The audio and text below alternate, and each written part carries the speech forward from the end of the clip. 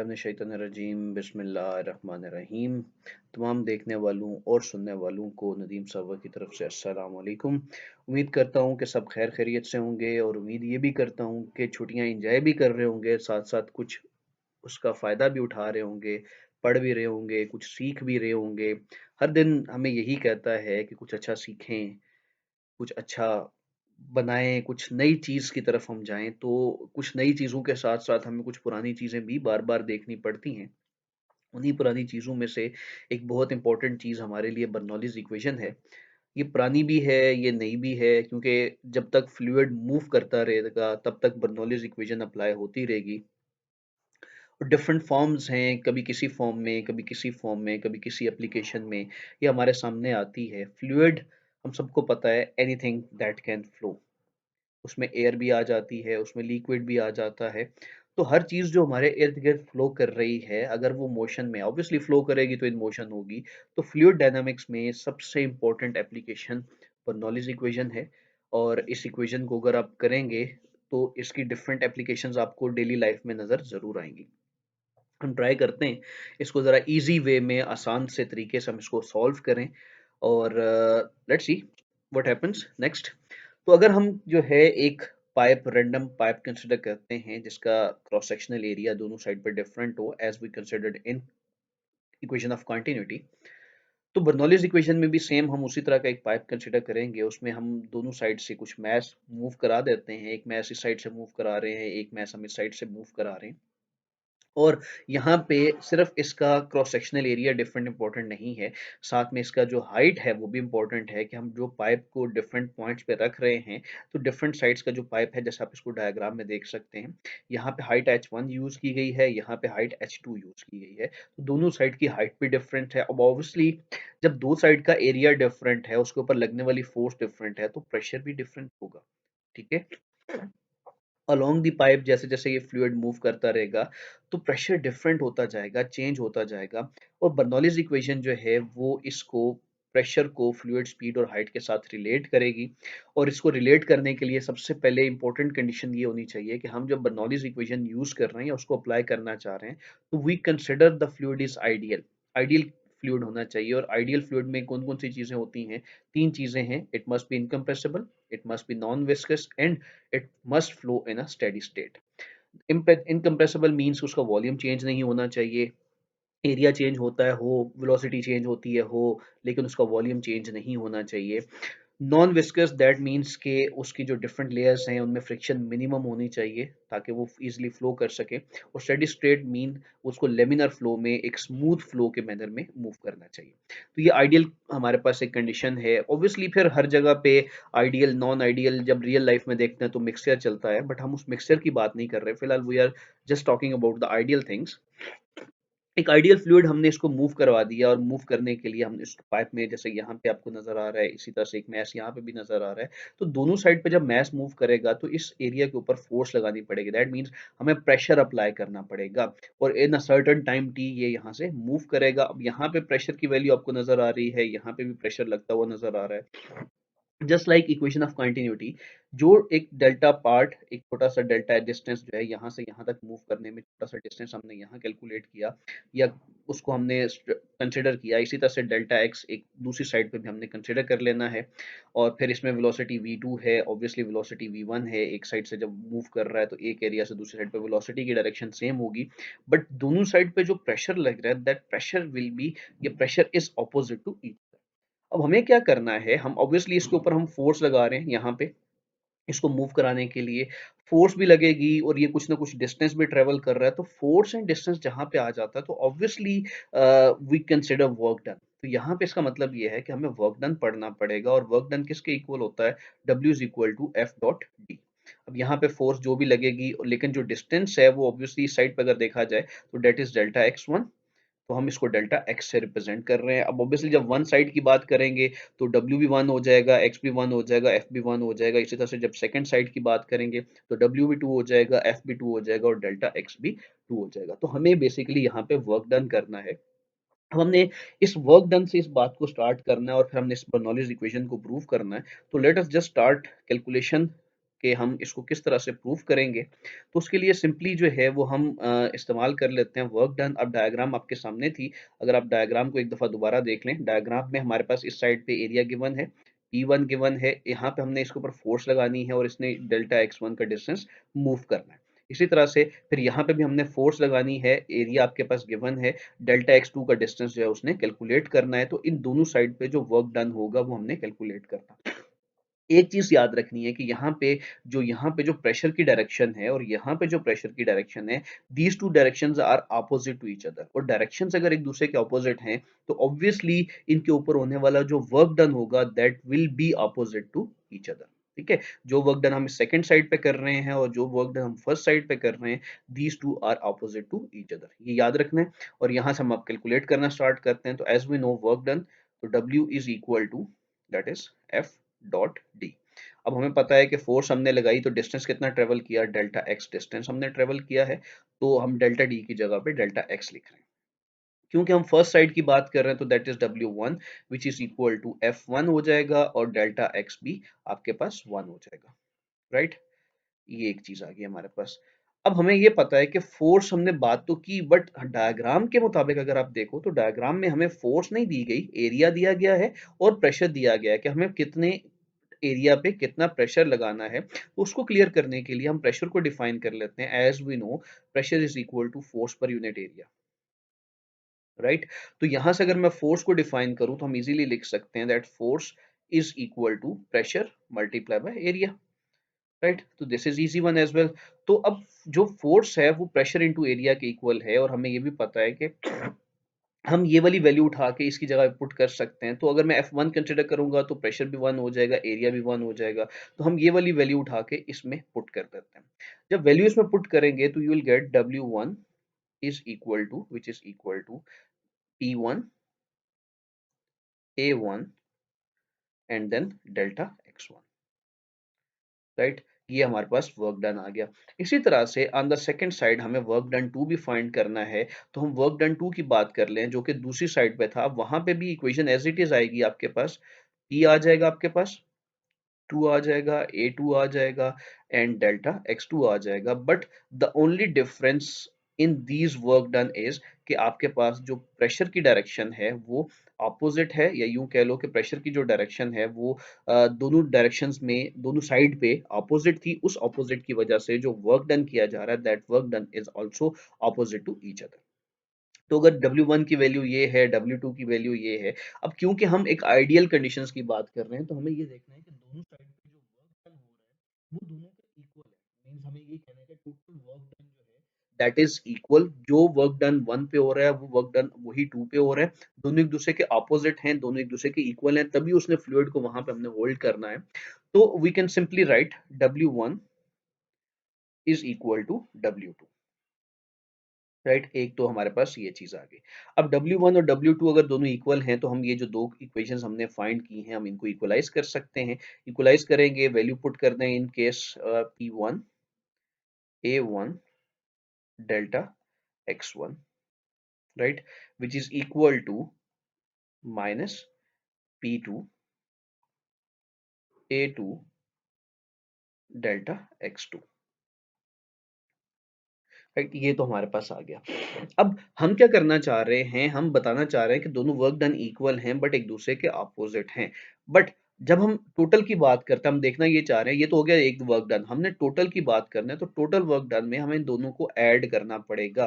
Total work done में क्या करना पड़ेगा, इन दोनों को ऐड करना पड़ेगा। तो हम सिंपली इसी इक्वेशन को यहाँ से इस तरह से रिलेट कर देते हैं, the total work done is equal to W1 plus W2। Right, तो हम दोनों को ऐड करेंगे। अब जब दोनों को आप ऐड करते हो तो सिंपली इसी इक्वेशन को हम यहाँ पे टोटल वर्क डन के इक्वल लिख देते हैं।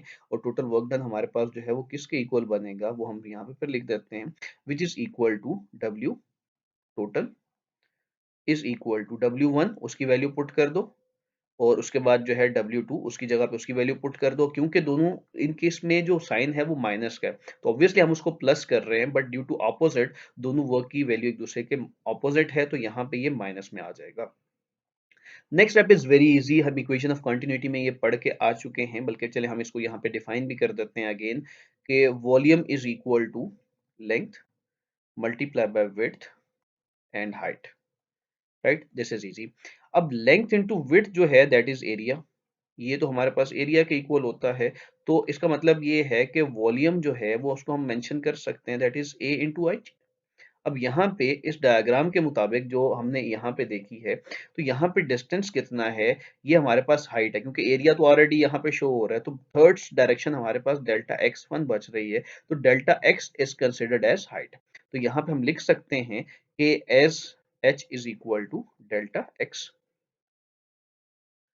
ठीक है, तो ये भी हमें पता है कि h जो है वो डेल्टा x के इक्वल है, तो आपके पास जो वॉल्यूम है, वॉल्यूम किसके इक्वल हो जाएगा, वॉल्यूम हमारे पास हो जाएगा area into delta x. That means कि अगर हम यहाँ पे बात करें, मैं इसको लिख सकता हूँ कि the volume is equal to area into delta x.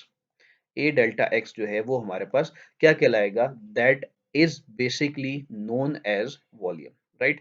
तो नेक्स्ट हम इसी इक्वेशन को लेके चलते हैं और इससे आगे मूव करते हैं। अब इसी चीज को हम देख रहे हैं कि हमारे पास दोनों वर्क डन दिए हुए थे, हमने उनको ऐड कर दिया, हमारे पास वॉल्यूम की वैल्यू समझ में आती है। इसी टोटल वर्क डन में इस इक्वेशन में जो यहाँ पे हमें शो हो रही है, इस इक्वेशन में हम लिख देंगे, तो that is total work done W of T is equal to, अब आपके पास ये जो ए डेल्टा एक्स है this is volume, A delta X volume है, तो आपके पास ये भी पूरे का पूरा वॉल्यूम बन जाएगा, और ये जो पूरी की पूरी वैल्यू है वो भी क्या बन जाएगी, वो भी वॉल्यूम बन जाएगी। तो जस्ट आपने इसकी वैल्यू पुट करनी है, you will get P one V obviously volume minus P two V, right. तो ये दोनों हमारे पास वॉल्यूम में कन्वर्ट हो गए। अब वेलोसिटी और वॉल्यूम दो डिफरेंट चीजें हैं, इसलिए वॉल्यूम के ऊपर हम थोड़ा सा इस तरह से डिफरेंट मूव कर देते हैं कि हम वेलोसिटी की बात नहीं कर रहे, हम वॉल्यूम की बात कर रहे हैं। और इक्वेशन ऑफ कंटिन्यूटी में हम ये पढ़ के आ चुके हैं ऑलरेडी कि ऑब्वियसली दोनों साइड पे जो वॉल्यूम होगा वो सेम रहेगा, एरिया चेंज हो रहा है, वेलोसिटी चेंज हो रही है, but total volume mass and density remains same. आप एक साइड पे अगर फ्लूइड कोई भी लिक्विड मूव कर रहे हो, जैसे फॉर एग्जांपल वाटर मूव कर रहे हो, तो पाइप के दूसरी साइड पे भी हमें वाटर ही मिलेगा। आप एक साइड से 1 litre volume of fluid move कर रहे हो, तो दूसरी साइड पे भी 1 लीटर वॉल्यूम ही मिलेगा। एक साइड पे 1 kg मैस प्रोड्यूस कर रहे हो, अगर मैस के रिस्पेक्ट से बात करो, तो दूसरी साइड पे भी हमें 1 kg ही मैस मिलेगा। Obviously mass, density, volume, all these three things remain constant throughout the pipe, throughout the motion कह लो, throughout the that pipe, given pipe कह लो, तो हमारे पास ये चीज गिवन है। अब यहाँ से हम इसको दोबारा से अगर लिखना चाहें तो हम इजी वे में इसको यूं भी लिख सकते हैं, W of T is equal to, अगर मैं वॉल्यूम को कॉमन कर लूं, तो आपके पास इक्वेशन बचती है that is P one minus P two, right. तो ये हमारे पास प्रेशर और वॉल्यूम की एक इक्वेशन आ गई।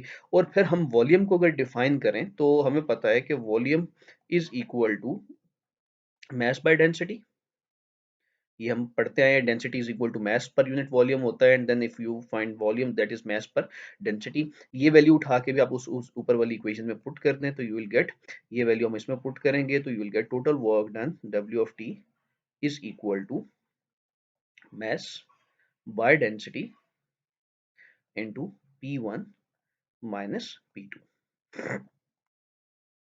Okay, so this is the total work done which is needed or which is done in moving a fluid from one side to another.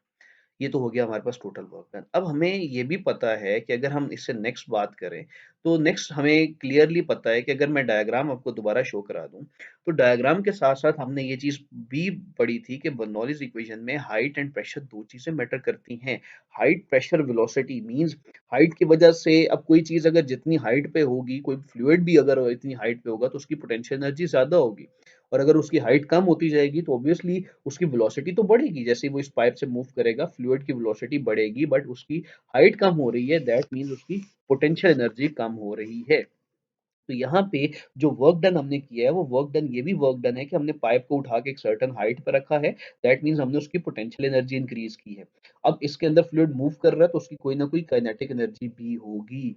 तो यहाँ पे अब टोटल वर्क डन जो है वो चेंज हो रहा है, कि टोटल वर्क डन जो है वो हम किस में लगा रहे हैं, the total work done is utilized in, या यूं कह लो by the fluid in changing the kinetic energy and potential energy, या यूं कह लो कि पोटेंशियल एनर्जी को हम काइनेटिक एनर्जी में चेंज कर रहे हैं और फिर उसको आगे हमने मूव भी करना है, बताना भी है। तो हम इस चीज को थोड़ा सा इस तरह से डिफाइन कर देते हैं कि the given work done that is W is equal to, दो चीजों में चेंज हो रही है, चेंज इन पोटेंशियल एनर्जी और इसी के साथ साथ हमारे पास जो है वो चेंज इन काइनेटिक एनर्जी के इक्वल भी आ रही है। अब इसमें दो चीजें और आ गई कि टोटल वर्क डन ही है, जो पोटेंशियल एनर्जी काइनेटिक एनर्जी में भी चेंज हो रहा है, इसी को हम लेके चल रहे हैं। तो हमें फिर डेल्टा पोटेंशियल एनर्जी का पता होना चाहिए कि पोटेंशियल एनर्जी कितनी चेंज हो रही है, और हमें ये भी पता होना चाहिए कि काइनेटिक एनर्जी कितनी चेंज हो रही है। तो first we will go with this thing, delta potential energy. और पोटेंशियल एनर्जी कितनी है आपको पता है, फाइनल माइनस इनिशियल। किसी भी चीज का जब आप चेंज फाइंड करते हो तो that is final minus initial. हमें अब इक्वेशन की वैल्यू पता है कि potential energy is equal to M D H, ठीक है। और फाइनल माइनस इनिशियल, पहले तो इसकी वैल्यू लिख लेते हैं, फिर फाइनल माइनस इनिशियल की तरफ भी चलते हैं, तो ये भी एम जी एच होगा। अब हमारे पास बाय दिस डायग्राम जो वन है वो स्टार्टिंग है, तो दिस इज इनिशियल एंड, और हमारे पास जो टू है ये फाइनल वैल्यू है। तो इनिशियल और फाइनल ये वैल्यू हमारे पास आ गई। अब फाइनल में हम टू की वैल्यू यूज करेंगे, इनिशियल में हम वन की वैल्यू यूज करेंगे, तो हम कर लेते हैं this will be M G H two minus M G H one. Math obviously दोनों साइड पे सेम होगा, ग्रेविटी की वैल्यू क्योंकि इतना ज्यादा डिफरेंस नहीं है तो ग्रेविटी की वैल्यू भी दोनों साइड पे सेम होगी, इसलिए मुझे m के साथ 1 एंड 2 लिखने की जरूरत नहीं है, ग्रेविटी के साथ 1 एंड 2 लिखने की जरूरत नहीं। सिमिलरली हमने काइनेटिक एनर्जी की बात भी करनी है, तो काइनेटिक एनर्जी क्या कहता है, ऑब्वियसली हम पहले तो फार्मूला लिखेंगे, और काइनेटिक एनर्जी का फार्मूला है 1/2 एम वी स्क्वायर। ऑब्वियसली अब एक फाइनल होगा और उसमें से इनिशियल को हम माइनस करेंगे, तो final minus initial is the change, that is 1/2 M V square. अब यहाँ पे भी फाइनल क्या है, ऑब्वियसली टू फाइनल है और इनिशियल क्या है, वन इनिशियल है, तो फाइनल माइनस इनिशियल यहाँ पे भी हमारा कंप्लीट हो गया। अब जैसे कि हमें पोटेंशियल एनर्जी का चेंज भी पता चल गया, काइनेटिक एनर्जी का चेंज भी पता चल गया, तो ये दोनों इक्वेशन उठा के हम ऊपर वाली इक्वेशन में पुट कर देते हैं, that is total work done. तो उसके लिए जब हम वैल्यूज पुट करेंगे तो we need some extra space, हम पहले स्पेस बना लेते हैं। तो just putting the values, total work done that is W of T, right. यहाँ पे भी टोटल वर्क डन था विच इज इक्वल टू, अब जरा वैल्यूज पुट करें तो you will get M G H two minus M G H one, right. और ये तो हो गया पोटेंशियल एनर्जी की वैल्यू प्लस काइनेटिक एनर्जी की वैल्यू, तो प्लस आपके पास जो है 1/2 एम वी टू स्क्वेयर, और माइनस उसमें आपके पास क्योंकि प्लस कर रहे हैं तो जो प्लस का साइन था वो प्लस के साथ आएगा, जो माइनस का साथ है वो माइनस के साथ आएगा, तो एम वी वन का स्क्वायर, राइट। तो ये हमने ये दोनों वैल्यूज को ऐड कर लिया। अब दोनों वैल्यूज को ऐड कर दिया तो this is equal to a new equation. इस इक्वेशन को बल्कि हम जो है इसको इक्वेशन नंबर 2 कह देते हैं, और इक्वेशन नंबर 2 अगर यहाँ पे है तो इक्वेशन नंबर 1 कहाँ पे है, तो ये हमारे पास इक्वेशन नंबर 1 है। यहाँ पे हम इसको इक्वेशन नंबर 1 कह देते हैं, तो इक्वेशन 1 भी हमें पता है, इक्वेशन 2 भी हो गई। अब इन दो इक्वेशन में अगर अब देखा जाए इक्वेशन 1 एंड 2 को अगर हम देखते हैं, तो लेट्स से कि हम थोड़ा सा इसको जो है वो जूम आउट कर लेते हैं ताकि दोनों इक्वेशन हमारे सामने आ जाएं। From equation 1 and 2, we can clearly say that we can clearly see and say that the left hand side of both equations is equal. So that means right hand sides must be equal as well. तो 1 and 2 इन दोनों को आप equalise कर दें, equalise करेंगे हम यहाँ पे इसी को कंटिन्यू कर लेते हैं। Okay, let's equalize them, this is equation 1। अब वैल्यू पुट कर रहे हैं तो हम इसी सेम कलर को कंटिन्यू करते हैं जी। हमारे पास total work done is equal to this one, तो 1 एंड 2 हम यहाँ पे लिख भी सकते हैं बाय 1 एंड 2, हमारे पास क्या आ जाएगा m by rho, right, into p1 minus p2, right, which is equal to. अब ये जो पूरी इक्वेशन है यहाँ पे अगर आप देखो तो इसमें भी m है, इसमें भी m है, इन सब में m आ रहा है, तो I am just gonna take m common out of this whole equation, right. और इस इक्वेशन को मुझे एज इट इज लिखना है, तो this will be equal to g H two, right, minus g H one plus m we two का square, right, and next is minus m v one square, right, that is that. और ये हमारे पास आ गई equation.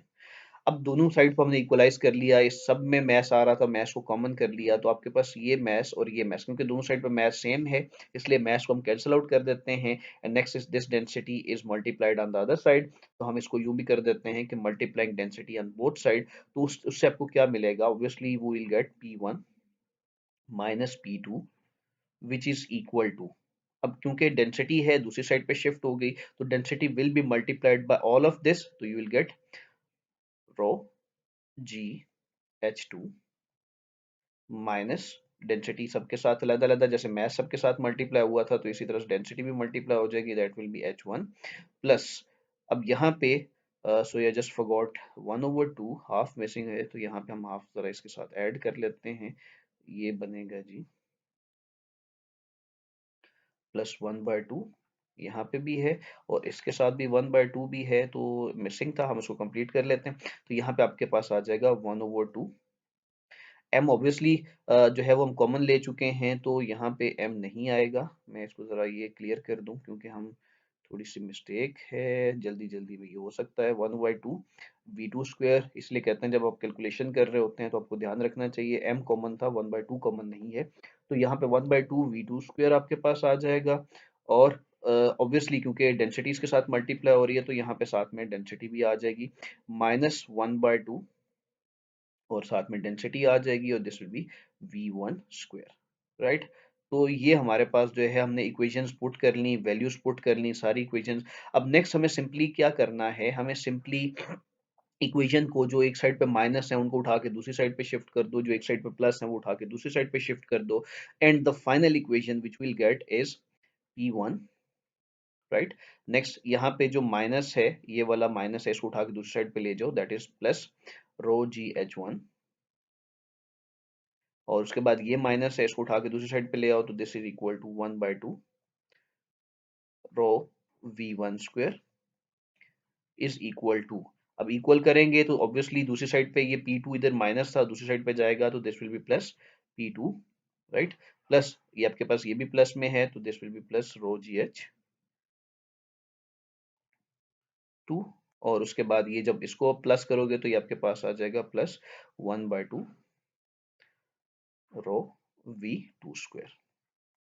अब this is the final form और this is the final equation for Bernoulli's equation, और ये हमने जो प्रूव किया है ये हमें दोनों साइड पे कुछ बता रहा है, और क्या बता रहा है उसको जरा देख लेते हैं हम कि क्या बता रहा है। हम जरा सारे का सारा एक ही डायग्राम में उठा के ले आते हैं और इसको हम यहाँ से लिखते हैं।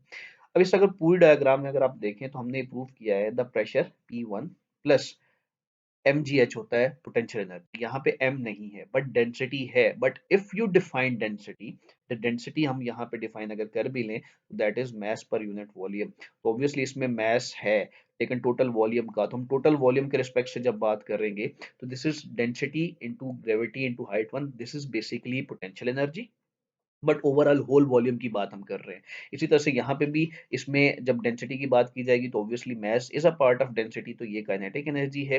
अब पूरी ये इक्वेशन दोनों साइड पे जो है वो ये बता रहा है कि प्रेशर भी दोनों साइड पे है, पोटेंशियल एनर्जी भी दोनों साइड पे है, काइनेटिक एनर्जी भी दोनों साइड पे है, और दोनों का जो सम है दैट इज इक्वल, वो अगर आप देखो तो वो एक दूसरे के इक्वल आ रहा है। तो इन शॉर्ट हम यहाँ पे पूरी की पूरी जो बात लिख सकते हैं दैट इज, सेकेंड,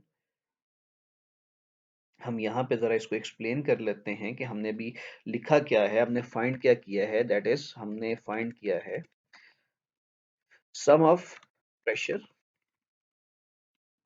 और क्या क्या चीजें हैं जी जरा देखें आप भी।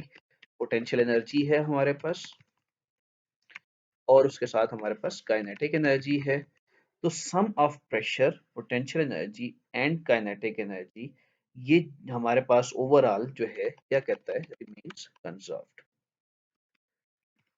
राइट। पूरे जितने भी मूवमेंट है, डायनामिक मोशन जो आपके पास गिवन है उस सब में जो हमने एक चीज प्रूव की है that is sum of pressure, kinetic energy and potential energy remains constant, और इसी चीज को हम जो है वो एक्सप्लेन भी कर सकते हैं कि this equation is known as Bernoulli's equation.